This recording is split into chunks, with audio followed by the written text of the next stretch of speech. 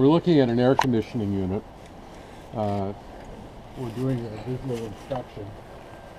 First thing we're going to look at is to make sure that the unit is sitting square or flush to the ground. We want it plumb because if it's on an angle, it'll affect the longevity of the unit, the fan. It'll affect how well it operates. Second, we're taking a look at the fins to see if they're clean, which is an indication that the unit has been maintained or not. We're going to look at the ID plate. The ID plate, through its serial number, will give us the date that the unit was manufactured and also tell us what the maximum fuse or breaker should be. In this case, it's 40 amps.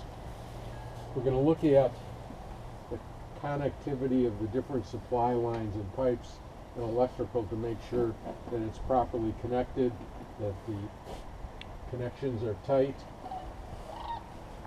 if the different lines are properly insulated.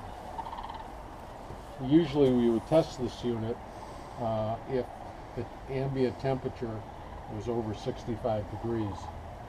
It's below 65 degrees, so the only thing we're going to report, we can't test because of the outside temperature. We will put a copy of or a picture of the ID plate in the report and report the date that it was manufactured.